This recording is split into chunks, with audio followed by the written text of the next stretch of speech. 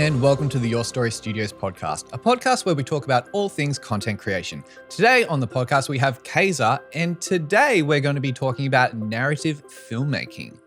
Kaiser, tell me about your interest and passion for narrative filmmaking. Well, that interest and passion has led me to where I am right now. And it all started way back when I was a little boy watching movies a lot. So I was just always so filled with amazement and wonder seeing these films from things like Steven Spielberg's Jurassic Park, E.T., Indiana Jones. Of course, you got your classics like Star Wars, and the main thing that really piqued my interest in wanting to pursue filmmaking and narrative filmmaking was the Lord of the Rings films. Watching those behind the scenes, I don't know if you've ever delved into the hours and hours and hours of behind the scenes footage that they created for those films, but watching those almost religiously when I was a kid, just seeing what it takes to make a film, and that really inspired me to want to pursue filmmaking. And so at that point, that's where I picked up my parents' camera, started filming stuff with my own action figures, my toys, and just having these little short stories that popped into my head and just wanted to make them. And that's really spawned into why I wanted to pursue making films and making videos, and led me down this path of wanting to become a director, essentially. Excellent. So tell us about your narrative filmmaking projects that you've been doing. Yeah, well, so, skipping over all those ones I made as a teen because I'll probably never go back and watch them again. I really sort of started to, show my true ambitions for filmmaking when I went to film school. And one of my most memorable productions was my third year film there. It was called The Devil You Know. It was sort of like a thriller, horror sort of film. Where everyone dies at the end? Oh, but essentially the story was about it's a period film. There's a grave digger and his daughters come down with a mysterious illness, and he goes to the local mysterious doctor for advice. And that doctor's advice is you need to retrieve the hearts from recently deceased dead bodies and give it to the doctor so he can perform some sort of cure. And that leads to some shenanigans going on, some ulterior motives, and there are some deaths along the way. Right. So that's very odd for a uni student film. Yeah, essentially, it was certainly an ambitious undertaking back then. This was 2011, and being a poor film student, we had no resources. But thankfully, because of film school, we did have the benefit of using some of their gear, which is one of the great things I like to say about going to film school in general, is you do get access to resources, crew, and stuff like that. So that was quite helpful. And that, even that film, while as ambitious as it sounds on paper, was done in a very, very, very low budget approach. That was basically, we shot it on a Canon 5D Mark II, quite a great camera for the time, but it's nothing compared to what we have these days with our mirrorless cameras, or even our Reds and Arris and stuff like that. No, this is just a Canon 5D and Mark II. Mark II, yep. We just had a bunch of lights and a dream. That's basically it. That particular film, in terms of ambition, so this is probably where you'll probably hear today quite a few of my other films I've created since have the same level of ambition in terms of a lot of locations, and I'm not talking about just interior locations. These are going out to far off, distant locations, slightly inhospitable environments. For this particular film, we were filming in one of the climax of the film takes place at night in a forest by a riverbank. So we went to Mount Macedon. We found a particular lake there, and we're filming.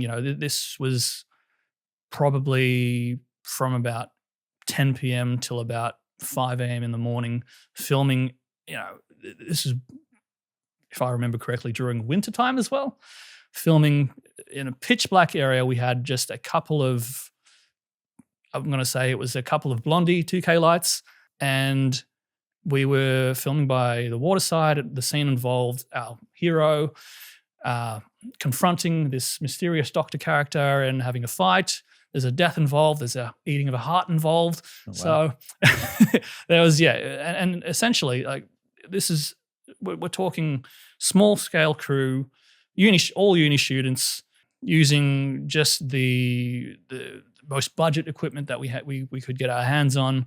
We filmed it over 5 days. I may have pissed off a lot of people on the crew with my my ambition and my drive, but for me as a filmmaker, I think the end results speak for itself. I was very proud, and I'm sure my crew, in retrospect, were very proud of what we created. But so that production there was really my first major entry into narrative filmmaking, and that's something I've carried since. Yeah, great.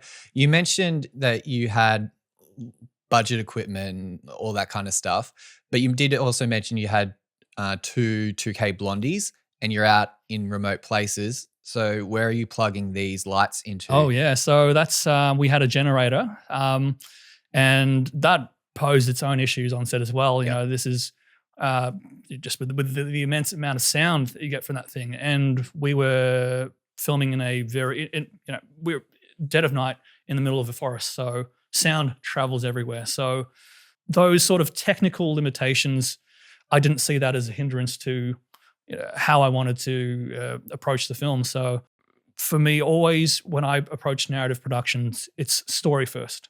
Story and the intention behind the story. I think that is what's more critical to me as a director, rather than getting too precise with technicalities, and more so in budget indie productions, because you don't have the money and the resource to make everything perfect. So you have to sort of just find suitable creative workarounds to things. And also for me, I think what sort of budget filmmaking has sort of allowed me to do was become a better skilled filmmaker, because of the limitations to not having access to crew members and people who've got these specialist roles. I took it upon myself to learn how to do all of these key roles. So I learned how to do sound recording. I learned how to do sound design and mixing. I learned how to do editing. Learned how to do coloring. Learned how to do pretty much every sort of key role that's needed to shape a film, from pre-production, production, and post-production. That's sort of because of the necessities of independent filmmaking. That's helped me build my own skill set, and I think that's been a great sort of learning tool. So I've never seen independent productions as holding me back. Yeah. When you talk about the generator and it making a lot of noise on set and all that kind of stuff, I remember in my third year film final project, we were out on location as well. I believe we had a generator too, and we also had dialogue that we were recording. And obviously, if you've got a generator in the background, it's going to make the audio sound horrible. So what we did was ADR, which is additional dialogue replacement. Correct. Yep. There's I'm sure there's many other terms you can find online, but that's the sort of the accepted term. But yeah, I did have to dabble in that for another project actually. So not this particular one. But yeah, those that ADR and that sort of thing, sound design and sound mixing was one of the things I improved upon to approach this other film of mine called Gold Rush. So this was another film, same sort of level of ambition. So this involved some kids going into a gold mine in search of a rumored treasure, essentially. So that involved going into gold mines. We filmed, I can't even remember, but somewhere in regional Victoria, we found a abandoned gold mine that allowed us to film in there. We went to some forest locations. I've got like an affinity to forest locations. People might find if they look through my body of work. Again, we used generators for powering our lights, and like you said, there are instances where dialogue is involved and there is lighting that needs to be done and powered. And this is before LED lights as well, so we didn't have any. We couldn't run them off batteries. The dialogue was, of course, terrible on set, so we had to do ADR. And rather than going to a proper production sound house to do that, I learnt the skills to do that. So again, thankfully for my university, Swinburne University, we had access to those facilities in-house. So, got into the sound booth, got my talent in, did recording, learned how to mix the audio, make it sound like it was, it sounded all right. So again, it's as easy as that was. It sounds a lot easier than the process I did. Oh, yeah. Because we had the same actors come in. We used the same microphone that we were doing or using on set. And then we had the video playing in front of them so they could try to match it up. But this is probably one of their first times doing ADR, even though I think some of them were professional actors, they aren't necessarily doing this on a daily basis. So there is a lot of learn by doing. Absolutely, yeah. So yeah, I remember going into the process, we'll just ADR it, that's fine. And then you get into the process and you do just ADR it, and it's a lot harder than expected. Yeah, look, maybe I'm looking at things with rose tinted glasses, but yeah, look, I certainly the process was hard. Yeah, that goes back to what I was saying about necessity sort of breeds innovation, and for me that meant that I learnt the skills, and I found that invaluable because now I've got the skills. I can use that in my future now. And with low budget filmmaking, it's certainly where you can experiment a lot. You can certainly make mistakes, and that was what we were taught at film school as well. So making mistakes now in the early days, when you're making a project that you're not really spending a lot of money on. The stakes aren't so high. Exactly. Looking back on those films now, I can critique it to hell. I'm sure everyone who's created something can look back on their own projects from years ago and just really pick out what you did wrong, and that's good because then you can know where to improve, where you can learn from your errors, and yeah. So that's something that I think is a good thing to do when you're a young filmmaker and you just want to make something. Don't be held back by your worries about, am I skilled enough to do this? Maybe not at that moment, but you can learn while doing it. So I would say just pursue your dream. Excellent. Yeah.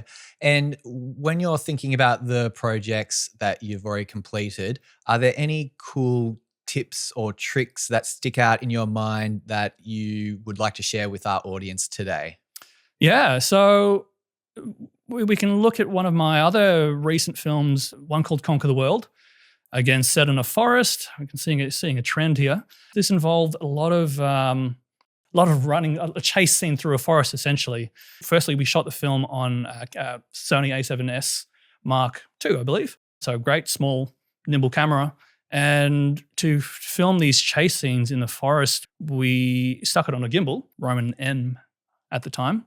And essentially we had our operators run ahead of our talent with the camera facing back while our operators running forward, same direction as our talent, and just bolted it because, I wanted it to be a run for their life, essentially. So you didn't have a single camera operator just running backwards? No, that wouldn't have worked in this scenario because, firstly, nobody can run backwards at speed that I wanted the talent to run, and so that particular approach led to some interesting, funny moments we can look back on set, but.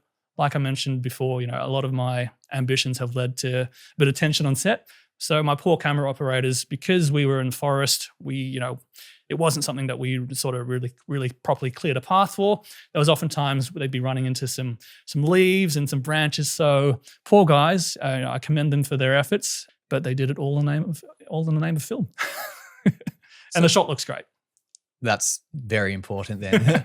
When you do have that tension on set, what do you do to try to diffuse the situation? Have you learnt any good tips or tricks to calm those high emotions, or are you still learning by doing? It's a little bit of both, actually. I don't think there was ever a time where, look, firstly, I don't think I can say that I am immune to that anymore.